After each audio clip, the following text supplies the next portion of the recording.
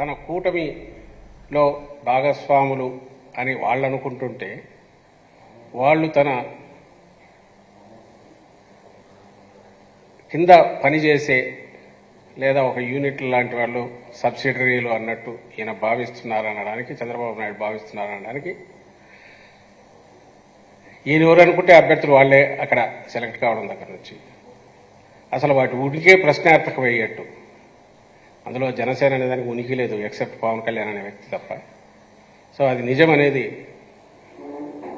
ఈయన మనుషులను తీసుకెళ్లి అక్కడ చేర్చి అప్పటికప్పుడు కండువాలు కప్పి చంద్రబాబు నాయుడు గారి మనుషులకు టికెట్ ఇవ్వడం ద్వారా అది రుజువైతే, జాతీయ పార్టీగా అందులో అధికారంలో కంటిన్యూస్ 2 సార్లు నుండి 3వసారి కూడా మళ్ళీ అధికారంలోకి రావాలనుకుంటున్న బీజేపీ అక్కడ కూడా ఈయన అనుకున్నట్టే సీట్ల ఖరారు జరగడం, ఇది బహుశా ఆ పార్టీలను నమ్ముకొని ఉన్న జనసేన కానీ బీజేపీని కానీ ఉన్న వాళ్ళందరికీ ఎంత నిరాశ కలిగించాయో, ఆగ్రహం తెప్పించాయో, అది రచ్చకెక్కడం వల్ల జరుగుతున్న గొడవలు, గందరగోళం ఇవన్నీ ఆఖరికి ఎక్కడికి పోతున్నాయంటే నెలలో జరగబోయే ఎన్నికలు, నెల 10 రోజులు, నెల 8 రోజులు, 10 రోజులు కూడా లేదు.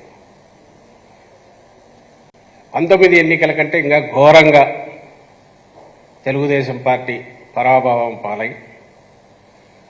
ఇంకా రాజకీయ తెర మీద, ఆంధ్రప్రదేశ్ రాజకీయ తెర మీద ఇది పూర్తిగా కనుమరుగవుతోంది అనేది స్పష్టంగా కనపడుతోంది.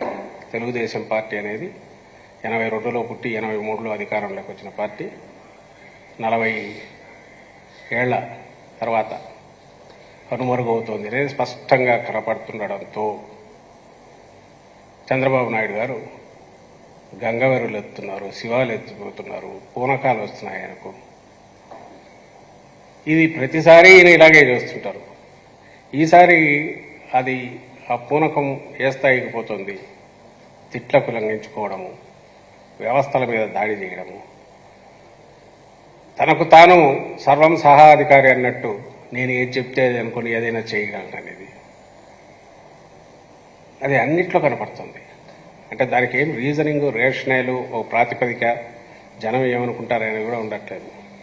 పొద్దున్నే ఏదో చూశాను, పిచ్చిపాట ఏదో పెట్టి సైకో పోవాలి, సైకిల్ రావాలని ఎవరు వాళ్ళు పాట తయారు చేసుకుని వాళ్ళకు వాళ్ళు ఆయన సభలో పెడితే ఈయన డ్యాన్స్ చేస్తున్నాడు దానికి చేతులు ఊపుతూ. 73 ఏళ్ళు, 74 ఏళ్ళు, 2 రాజకీయ పార్టీలు తలపడుతున్నప్పుడు నీ విమర్శలు, పదునైన విమర్శలు, ఘాటైన ఆరోపణలు ఏవైనా చేసుకోవచ్చు. కానీ రాష్ట్రంలో ప్రజలందరూ ఎన్నుకున్న ఒక ముఖ్యమంత్రిని గురించి ఇప్పుడు మళ్ళీ నీ ప్రత్యర్థిగా ఆయన తలపడుతున్నప్పుడు అది ధర్మయుద్ధమో లేక నిజంగా తేల్చుకోవాలనుకుంటే ప్రజలకు సంబంధించిన అజెండా మీద నువ్వు ఎంతన్నా కొట్లాడు.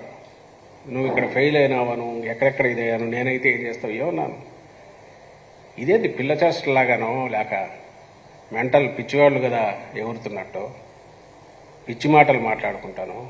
ఎవరిని సైకో అనాలి? ఆ ఎగిరే చంద్రబాబు నాయుడు అనాలా లేక నిబ్బరంగా ప్రజల్లో అంత ఇదిగా ఆత్మవిశ్వాసంతో అడుగులేస్తూ ప్రజలతో ప్రేమగా, పేదలతో ప్రేమగా, మహిళలు, పిల్లలు అందరూ ఎగబడి జనసముద్రం కనపడుతున్న జగన్మోహన్ రెడ్డి గారిని అనగలరు? జనం ఏమనుకుంటారో మొహం మీద ఉమ్మేస్తారనే ఇది కూడా లేకుండా ఎలా అలా తయారయ్యాడంటే సెనిలిటీ అని అనుకోవాలి. 73, 74 ఏళ్ల తర్వాత సెనిలిటీ అంటే గుర్తొచ్చింది. నేను అది ఏదో ఇది అనుకున్నా. మొన్న చూస్తే తిరుపతిలో మాట్లాడుతుంది నిజంగానే అన్నానంట. బీజేపీతో ఈయన పొత్తులో ఉన్నాడు. వరప్రసాద్ అభ్యర్థికి ఓటేయండి, బీజేపీకి వేయద్దు, వృధా అవుతుంది మీరు వేస్తేనే అంటున్నా అంట. ఆయన నిలబడింది బీజేపీ అభ్యర్థిగా. ఈయన మర్చిపోయినాడు. తనే అభ్యర్థుల సెలక్షన్లో తనే ఉన్నాడు. ఆ వరప్రసాద్ నటి ఇప్పుడు మా పార్టీ ఎమ్మెల్యేగా 19 ఎన్నికల్లో గూడూరుకి ఎలక్ట్ అయిన వరప్రసాద్ బీజేపీ అభ్యర్థిగా ఈయన పెట్టి తిరుపతిలో పెట్టాడు. ఆయన మర్చిపోయినాడు చంద్రబాబు నాయుడు. అది మొన్న అంటున్నాడు. నేనేమన్నా ఎందుకు అట్లా వచ్చింది అబ్బా ఏమన్నా అనుకుంటే మళ్ళీ నిజమే అంటున్నారు. ఇంకా అలాంటివి అయితే కొల్లలు చెప్పాలంటే. ఈయన వ్యవస్థల గురించి, వ్యవస్థల మీద ఏ రకంగా ప్రెజర్ పెడుతున్నాడు అని అంటే, ఈరోజు అపోజిషన్ కాబట్టి డెస్పరేషన్లో అనుకుంటే మళ్ళీ గుర్తొచ్చి తీయించిన మీరు చూడండి. 19లో కూడా ఆ రోజు అధికారంలో ఉన్నాడు ముఖ్యమంత్రిగా అధికారంలో ఉండి ఎలాంటివి చేశాడో ఒక్కసారి చూడండి. డెస్పరేషన్లో అనుకోవచ్చు. అప్పుడు ఆయన ముఖ్యమంత్రి ఎప్పుడు ఇది 2019 ఐ థింక్ ఏప్రిల్లో ఎన్నికలకు నా వారం ముందేమో.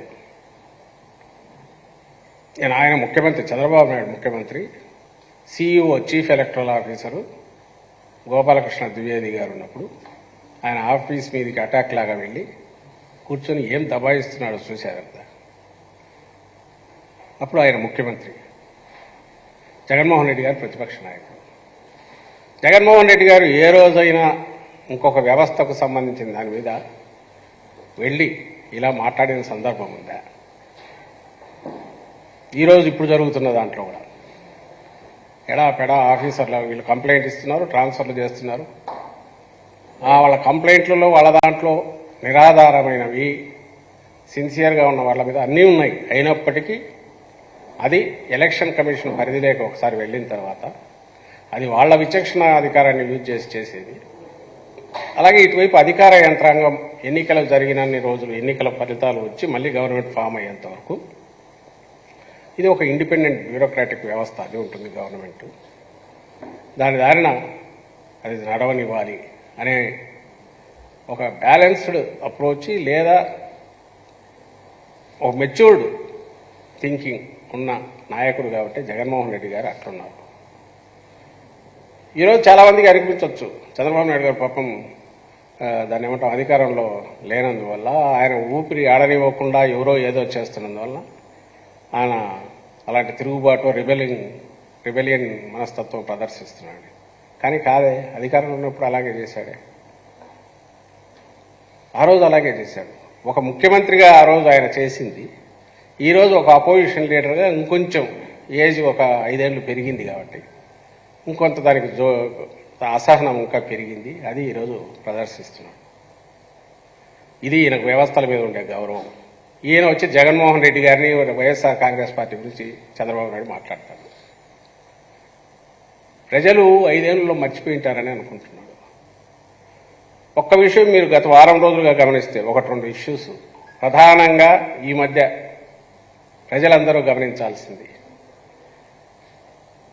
వృద్ధులకు సంబంధించిన పెన్షన్ల విషయంలో ఈయన దాష్టీకం, చంద్రబాబు నాయుడు గారి దాష్టీకం, ఆయన దుర్మార్గం, చంద్రబాబు నాయుడు గారి దుర్మార్గం. లక్షణంగా 1వ తేదీ ఉదయానికి పెన్షన్లు అందేవి. సరే ఏప్రిల్ కాబట్టి 3వ తేదీ, ఎందుకంటే ఫైనాన్షియల్ ఇయర్, కొత్త ఫైనాన్షియల్ ఇయర్ కాబట్టి ఇది రేపు మే వస్తే ఫస్ట్కే వస్తాయి.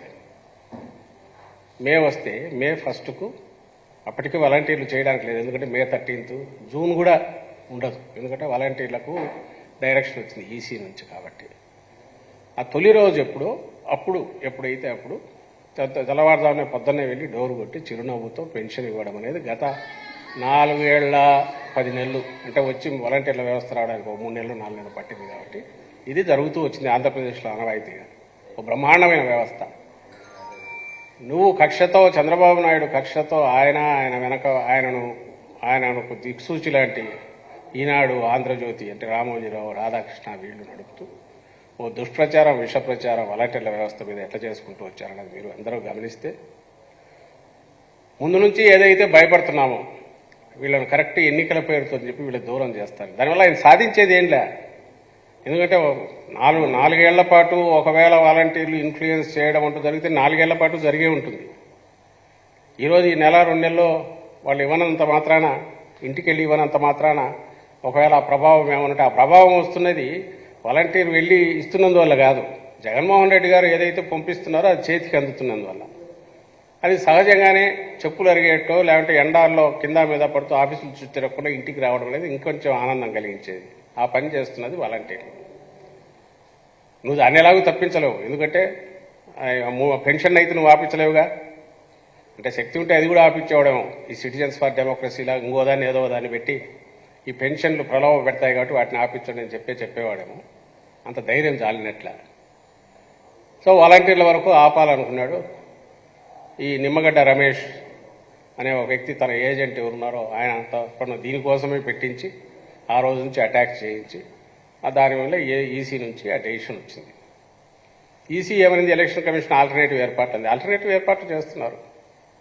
ఆల్టర్నేటివ్ ఏర్పాట్లు నిజంగా వాలంటీర్లు పోయి ఇవ్వడం వల్ల ఫాస్ట్గా అవుతూ ఈ వ్యవస్థలు ఏమీ అవసరం లేకుండా ఇంటి దగ్గరికి ఇవ్వగలిగితే అసలు వాలంటీర్ల వ్యవస్థ ఎందుకు ఉంటుంది, హ్యాండ్ హోల్డింగ్ ఎందుకు చేస్తుంది, దాని బాధ్యత అది. అయినా సరే ఇన్నాళ్ళు నువ్వు యాక్సెప్ట్ చేయని 1,26,000 మంది 1,30,000 మంది సెక్రటరియట్ ఉద్యోగులు ఉన్నారు కదా, వాళ్ళతో ఇప్పించు, ఇంటికి పంపించే అని అన్నావు. వాళ్ళకి వేరే డ్యూటీస్ ఉండవా? డ్యూటీస్ చేసుకుంటూ వీలైనంత ఫాస్ట్గా త్వరగా ఇవ్వాలి. రాగలిగిన ఏబుల్ బాడీ వీళ్ళంతా రాండి, మిగిలిన వాళ్ళకి మేము అయిపోయినాక వచ్చి ఇస్తామని చెప్పి ఇచ్చారు.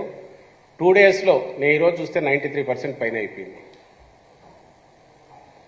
అంటే కరెక్ట్ 2-3 డేస్ 2.5 డేస్లో 90% పైన కంప్లీట్ చేశారు.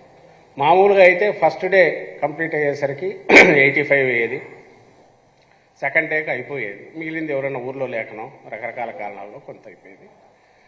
ఇంత ఎఫర్ట్ పెట్టి ఉదయం 7 నుంచి రాత్రి 7 వరకు కూర్చొని ఎక్స్ట్రా అవర్స్ కూర్చొని మిగిలిన పనులన్నీ పక్కకు తోసి ఎంటైర్ అడ్మినిస్ట్రేషన్ అంతా కూడా దాని మీద దృష్టి పెట్టి చేస్తే ఆ ప్రాసెస్లో సహజంగానే ముందుగా నుంచి మేమేదైతే భయపడుతున్నామో అందరూ భయపడుతున్నారో ఎండలకు బయటకు వృద్ధులు వాళ్ళు వచ్చి, ఎందుకంటే వాళ్ళ ఆతృత వాళ్ళది ఉంటుంది. ఫస్ట్కి వచ్చే శాలరీనో ఫస్ట్ డేనే వచ్చే పెన్షన్ వచ్చేది 2-3 రోజుల తర్వాత రాకపోతే మళ్ళీ వస్తుందో రాదో, ఎందుకంటే నువ్వే భయపడుతున్నావు డబ్బులు లేవని. చంద్రబాబు నాయుడు మళ్ళీ అది కూడా భయపెట్టడం మొదలుపెట్టాడు, డబ్బులు లేవని. మరి డబ్బులు లేకపోతే 2 డేస్లో ఎట్లా ఇచ్చారబ్బా?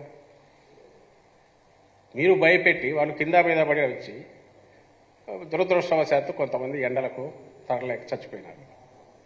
అది దారుణం. దాని మీద నీకు సింపతి లేదు. మళ్ళీ అది తీసుకుని నిన్న ఇంకో లెటర్ రాస్తాడు, గవర్నమెంట్ ఫెయిల్యూర్ అని. అసలు ఇంత రాక్షస మనస్తత్వము, ఇంత యాగీ చేసే మనస్తత్వము, ఆగింతం ఎక్కడైనా ఒక పొలిటికల్ లీడర్లో మెచ్యూరిటీ వదిలేసి ఒక వార్డు స్థాయి నాయకుల్లో కూడా ఎవరూ చూడం. అతను నిజంగా ప్రజల్లో ఉండే నాయకుడైతే లేదా ప్రజలకు సేవ చేయాలంటే నాయకుడైతే. ఎందుకంటే మామూలు సాధారణ సమాజంలో ఉండే వాళ్ళు కూడా మాత్రం మెచ్యూరిటీ ఉంటుంది. నువ్వే ఈ సిస్టమ్సే పనికిరాని అసలు లేవని ముందు డినై చేశావు. ఉన్నవన్నీ మీ వాలంటీర్లతో మీ ఏజెంట్లు అన్నావు. సెక్రటరియట్ అనేది అసలు ఉద్యోగాలు గవర్నమెంట్ ఉద్యోగాలు ఎక్కడిచ్చావన్నావు. ఈరోజు అదే గవర్నమెంట్ ఉద్యోగాలు అక్కడ ఉన్నాయి, వాళ్ళని ఎందుకు వాడుకోవాలంటారు, వీళ్ళని ఇళ్ళకి ఎందుకు పంపరు అంటారు. అంటే నువ్వు ముఖ్యమంత్రిగా ఉన్నప్పుడు వ్యవస్థల మీద అటాక్ చేస్తావు, అపోజిషన్లో ఉన్నప్పుడు నువ్వు అటాక్ చేస్తావు. అంటే చంద్రబాబు నాయుడు అనేవాడు శాశ్వత ముఖ్యమంత్రిగా ఉండాలని రాష్ట్రంలోని అందరూ నిర్ణయించుకుని పెడితే తప్ప చంద్రబాబు నాయుడు కానీ ఆయన దిక్సూచి లాంటి లేకుంటే ఆయన మోస్తున్న రామోజీరావు కానీ రాధాకృష్ణకు కానీ ఆయన వదిన చంద్రబాబు నాయుడు గారి వదిన పురంధేశ్వరికి కానీ ఆయన కొడుకు లోకేష్ కానీ ఆయన దత్తపుత్రుడు పవన్ కళ్యాణ్ గారి వాళ్లకు మనసు శాంతించదేమో అని అనిపిస్తుంది. ఈ దండు ఏదో చిన్న ముఠా ఏదైతే ఉందో వీళ్లకు అర్జెంటుగా చంద్రబాబు నాయుడును కూర్చోబెట్టాలి. అది అధికారంలో ఆయన ఉండాలి. ఇది టెర్రరిజం అనాలనా నాకు అర్థం కావట్లే. లేకపోతే మీడియా ట్రయల్స్.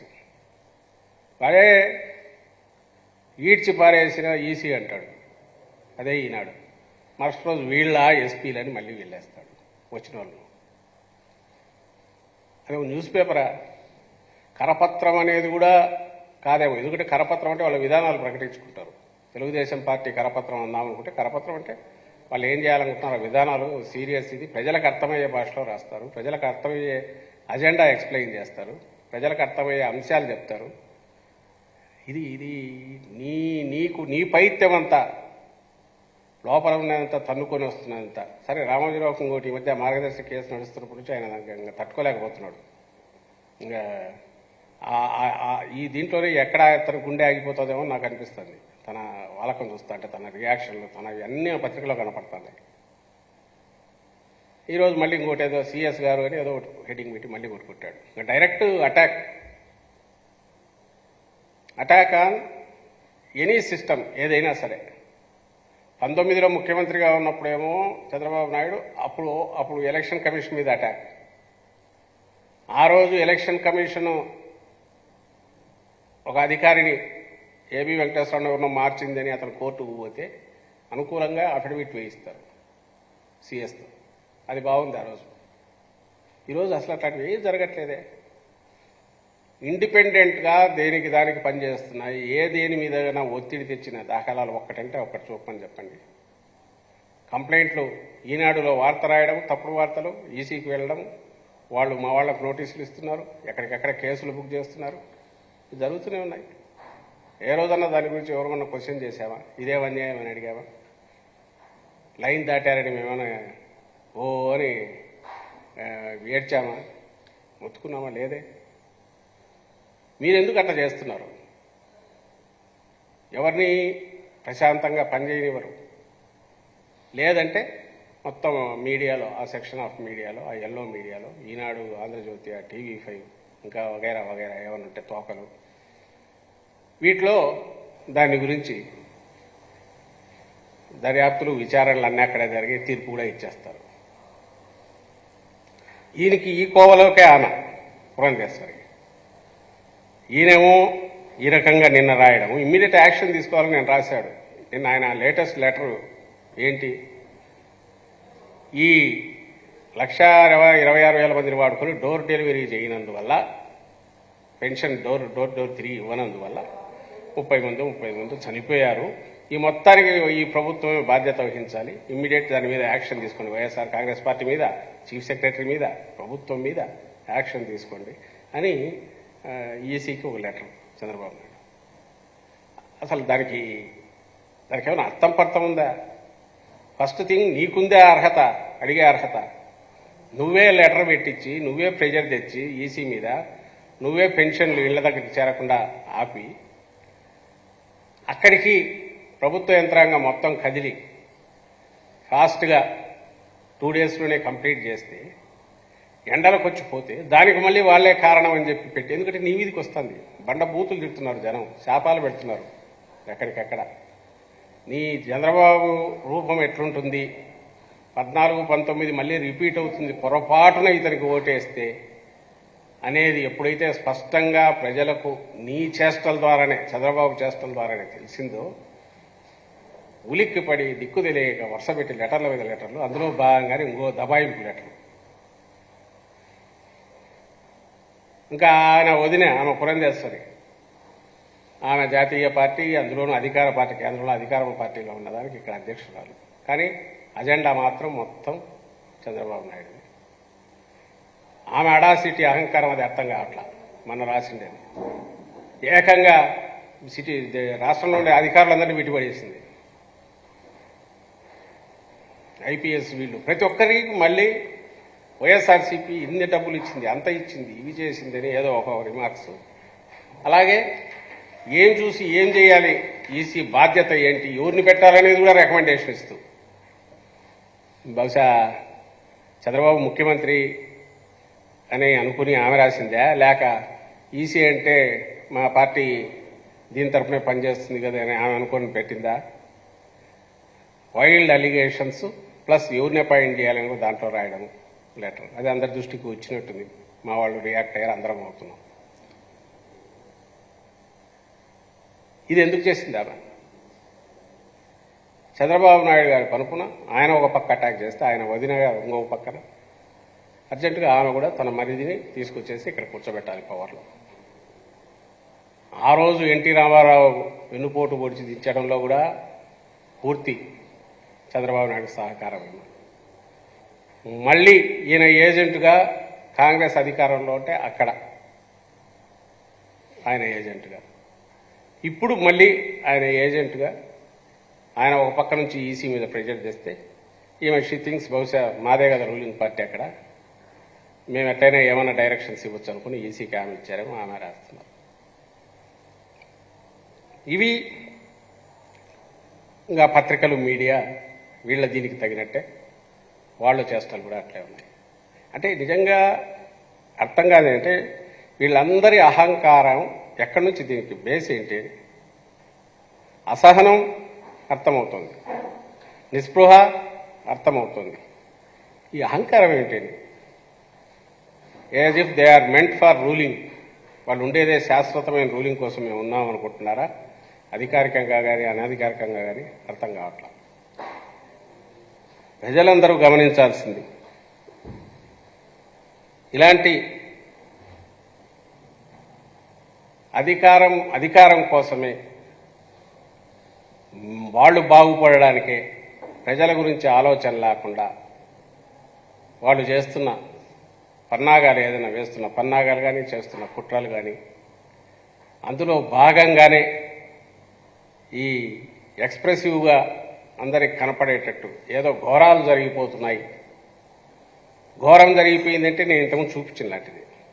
అంటే ఒక వ్యవస్థ, అందులోనూ ఇండిపెండెంట్ వ్యవస్థ, ఏ వ్యవస్థ పరిధిలో అయితే ఈసీ పరిధిలో అయితే స్టేట్ అడ్మినిస్ట్రేషన్ కూడా పనిచేయాల్సి ఉంటుందో, ఇంక్లూడింగ్ సెంటర్తో సహా కాన్స్టిట్యూషన్ ప్రకారము, దాని మీద ఈయన అప్పట్లో ముఖ్యమంత్రి హోదాలో ఉండి వెళ్ళి అటాక్ చేయడం, మాటలు కూడా విన్నారుగా. ఇంకెందుకు అందరం క్లోజ్ చేసుకోండి, రిగ్గింగ్ చేసుకోండి అని ఈసీతో అంటాడు. ఆ అడాసిటీ, ఆ రోజు అదే అడాసిటీ, అదే అహంకారం, ఈరోజు కూడా అదే లెక్కలేనితనం, అదే అడాసిటీ, అదే టేకన్ ఫర్ గ్రాంటెడ్నెస్, అహంకారం. ఆయనకు కానీ, పురంధేశ్వరికి కానీ, రామోజీరావు బ్యానర్ హెడ్డింగ్లో కానీ, ఈడ్చి పారేసిన ఈసీ అనడంలో కానీ, రాధాకృష్ణ వెకిలి ప్రాతల్లో కానీ, దేంట్లో అయినా సరే నిజంగా మీరు ఎవరినైనా గమనించండి, ఇంతవరకు వచ్చిన గవర్నమెంట్లు కానీ, ఇంతవరకు వచ్చిన రాజకీయ పక్షాలు కానీ ఇంత అసహ్యంగా, ఇంత దుర్మార్గంగా, ఇంత అహంకారపూరితంగా ఎప్పుడన్నా ప్రవర్తించాయా? అండ్ ఈరోజు ఎవరైతే పోటీ పడుతున్నామో వైఎస్ఆర్ కాంగ్రెస్ పార్టీ, అలాగే మా నాయకుడు జగన్మోహన్ రెడ్డి గారు, ఏ రోజన్నా ప్రజాస్వామ్య సూత్రాలకు భిన్నంగా ఇలా వ్యవహరించాము? ఈ తేడా గమనించాల్సిందిగా మేము ప్రజలందరినీ కోరుతున్నాం. ఇంకా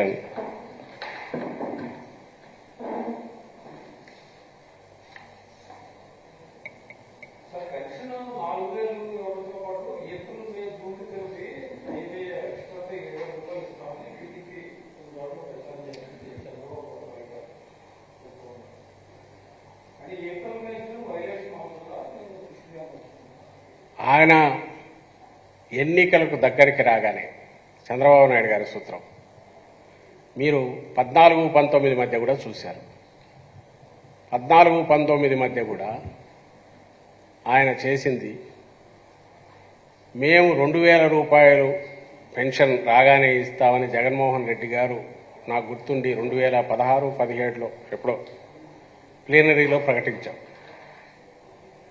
చంద్రబాబు నాయుడు నిజంగా ఏదైనా చిత్తశుద్ధి ఉంటే తాను ముందైనా చేసిండొచ్చు 2,000 రూపాయలు, లేదా జగన్మోహన్ రెడ్డి గారు అనగానే అహో ఇదేదో ఈయన ఇస్తున్నట్టున్నాడు, నేను అధికారంలో ఉన్నా గారు కాదు చేసిండొచ్చు.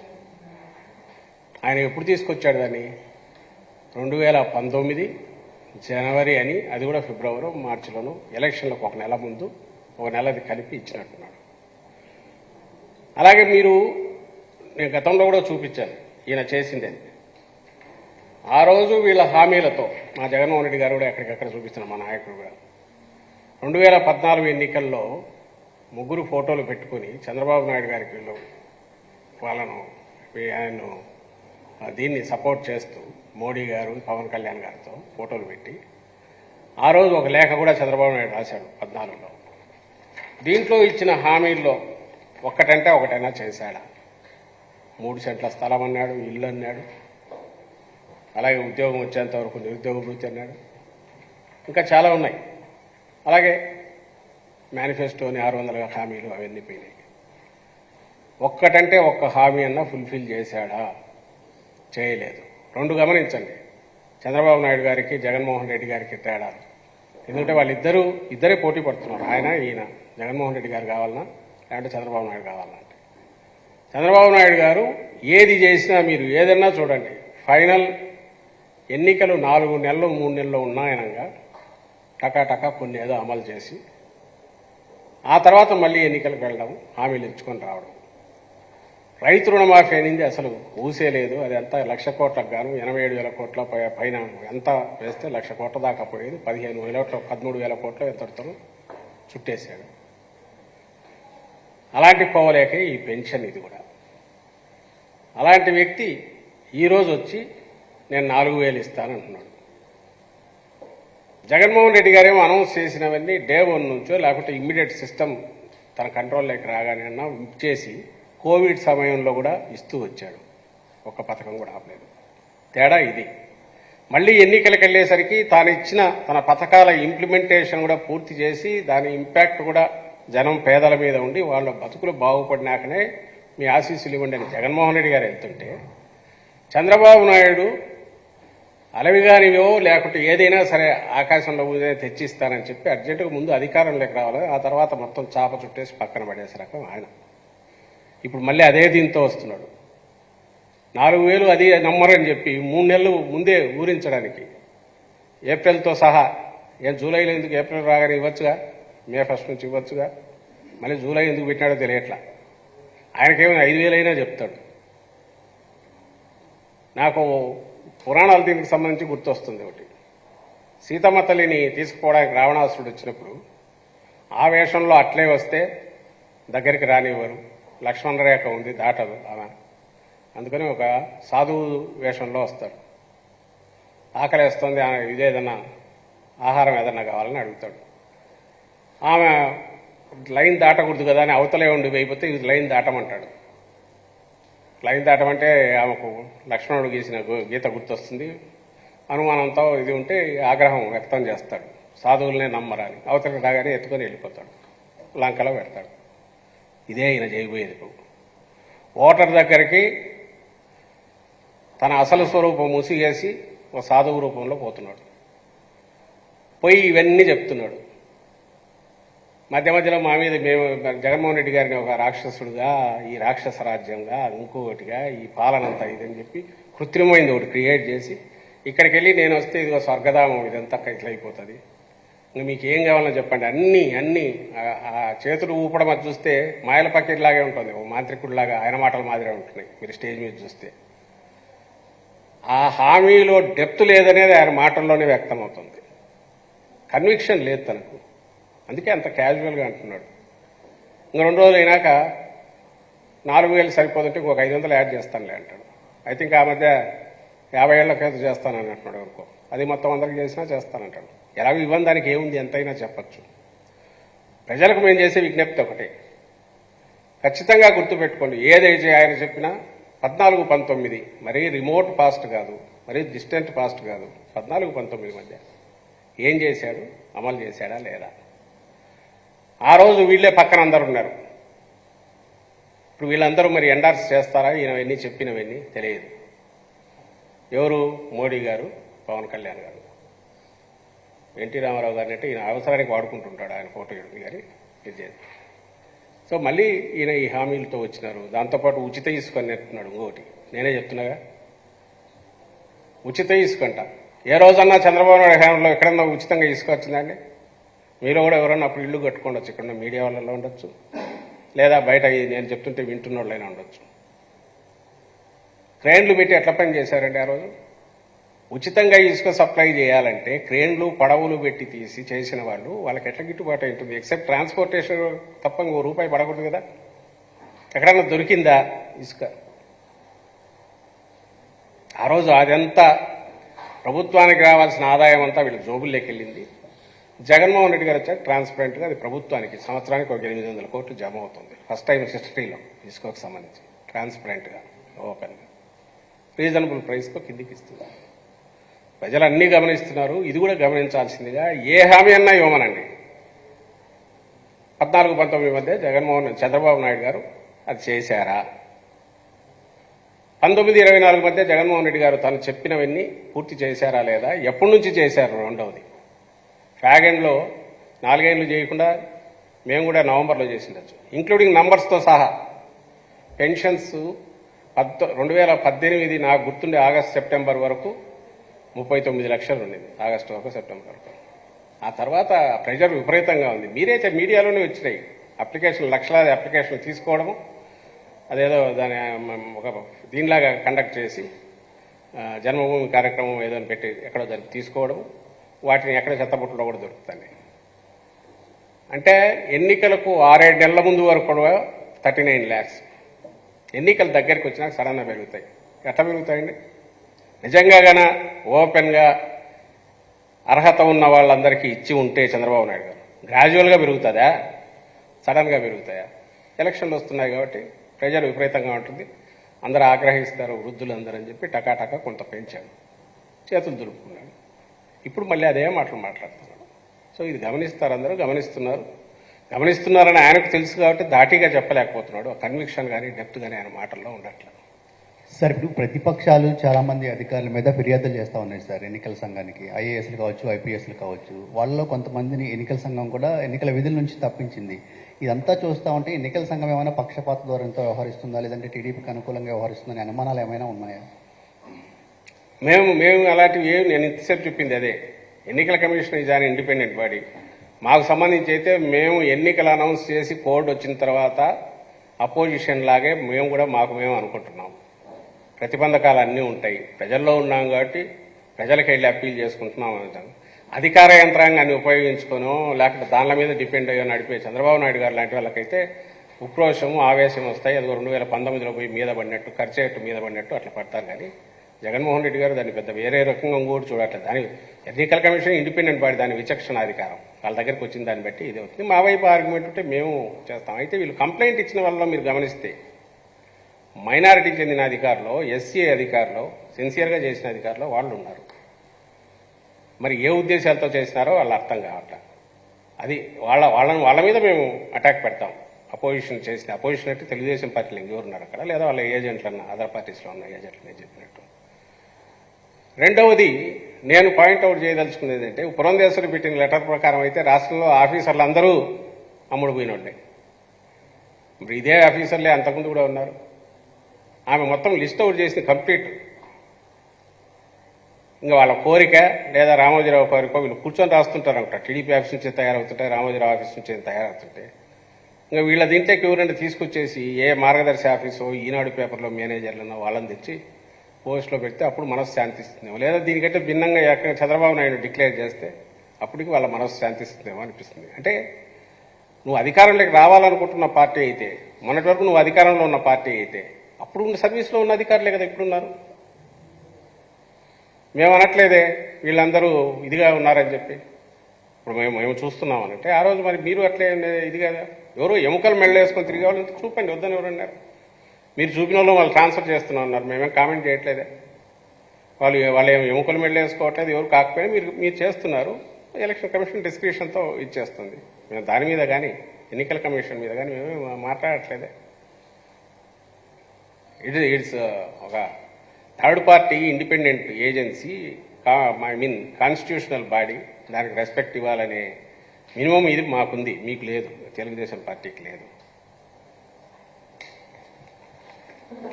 ఇంకోటి, కడప ఎంపీ విషయంలో షర్మిల గారు పోటీ చేస్తే అవినాష్ రెడ్డి గారికి టికెట్ ఇవ్వటం వల్లే నేను కడప ఎంపీగా పోటీ చేయాల్సి వచ్చిందని షర్మిల గారు నిన్న ఇవాళ మాట్లాడుతున్న పరిస్థితి, దాని గురించి? దాని మీద కూడా ఇంతకుముందు చెప్పినట్టున్నాం. ఆమె సంజాయిషి ఇవ్వాల్సిన పాయింట్లు చాలా ఉన్నాయి. షర్మిల గారు తెలంగాణ నుంచి హఠాత్తుగా ఎందుకు మాయమయ్యారు, తెలంగాణకే జీవితం అంకితం వాళ్ళు ఎందుకు మాయమయ్యి అక్కడి నుంచి ఇక్కడ ప్రత్యక్షమయ్యారు, వచ్చి మళ్ళీ ఇక్కడ ఎత్తిపోయిన కాంగ్రెస్ పార్టీలో ఎవరు మీకు బాధ్యత అప్పచెప్పారు, అదే కాంగ్రెస్ ఈ విపరీతంగా ఏకిపారేసి ఆ రోజు తిట్టిన, ఈవెన్ తన పార్టీ పెట్టినా కూడా తెలంగాణలో జరిగింది. అలాగే తెలంగాణ ఇంట్రెస్ట్ నాకు ముఖ్యం, అవసరమైతే ఆంధ్రాతో కొట్లాడతామని కూడా అన్నారు. మరి అదంతా ఏమైంది? ఓ పెయిడ్ ఆర్టిస్ట్ లాగా ఎందుకు ఈరోజు మాట్లాడుతున్నారు? వీటికి ఆన్సర్లు దొరికితే ఈ వివేకానంద రెడ్డి హత్య, ఆమె తీసుకున్న పాత్ర, దానికే ఆన్సర్ దాంట్లోనే ఉంటుంది. వివేకానంద రెడ్డి గారి హత్య గురించి 4 ఏళ్లుగా ఆమె పట్టంది, ఈరోజు హఠాత్తుగా ఎందుకు వచ్చింది? పోనీ అదే ఎన్నికల అజెండా అనుకుంటే మరీ మంచిది, తెలుస్తుంది కదా. నెలన్నరలో ప్రజలు ఏమనుకుంటున్నారు, ప్రజా కోర్టులోనే తేల్చుకోవాలనుకుంటున్నామని అన్నట్టున్నారు. ఈరోజు ప్రజా కోర్టులో మరీ మంచిది. దాంతో అప్పటికన్నా నోళ్లు మూతలు పడాలి కదా. రేపు ఈ ఎన్నికల్లో తెలుస్తుందిగా. ఎన్నికలకున్న పవిత్రత కానీ ఎన్నికలకు అజెండా ఏముండాలని కూడా ఇగ్నోర్ చేసి వ్యక్తిగతంగా కూడా రియల్ దానికి ఏమీ ఓ ప్రాతిపదిక లేకుండా అసంబద్ధమైనవి ఏదైతే ఆ ఆరోపణలకు రిప్లైలు ఇచ్చుకుంటూ పోతే అది ఎక్కడికి పోతుందో కూడా తెలియదు. అన్ఎండింగ్ ఇది ప్రాసెస్. కంక్లూజన్స్కి వచ్చి కోర్టు పరిధిలో ఉన్న అంశాల గురించి, సిబిఐ పరిధిలో ఉన్న అంశాల గురించి కంక్లూజన్స్కి వచ్చి, కాబట్టి దానికి అసలు ఏమీ లేకముందే అంతా కూడా ముద్ర వేసి అది ఏ రకంగా ఎట్లా చూసినా అది దానికి నేను ఇంతకుముందు చంద్రబాబు నాయుడు గురించి అనింది జనం అంటే టేకెన్ ఫర్ గ్రాంటెడ్ ఒక అహంకారంతో కూడిన మాటలు తప్పవి. దాంట్లో ఎలాంటి సహేతుకత కానీ లేదా ఇప్పుడు ఏ సందర్భం అయితే ఎన్నికలు అయితే ఉన్నాయో వాటికి తగిన రకమైన ప్రాతిపదిక కానీ పార్టీ వైపు నుంచి ఉండాల్సింది లేదు. వేరే అజెండా వచ్చి వ్యక్తిగతమైన ఎజెండా. అది కూడా ఆమె అజెండా అని కనిపించట్లా. చంద్రబాబు అజెండా ఏదుందో అది ఆమె ఎగ్జిక్యూట్ చేస్తుంది. అందుకే పెయిడ్ ఆర్టిస్ట్ అని అనాల్సి వస్తుంది. Sir, the Jagannathan Reddy sir counter Mr. Meera on her allegation that Vivekananda was murdered by a terrorist. Will he counter that allegation? That will be settled in the court of law, whatever that is happening. And politically, if we go on answering every silly questions and wild allegations, that will end nowhere. We will miss the real test and miss the whatever the public expect, that we should talk about the public and public agenda, people's agenda. That is our main focus during the elections, and anybody's focus should be the same. That's what we feel. If we leave that and if we go on with a personal agenda, that will become a personal agenda, and whatever that is appropriate action that should be initiated, that obviously we will initiate. Our candidate as well as our party, we will initiate those actions.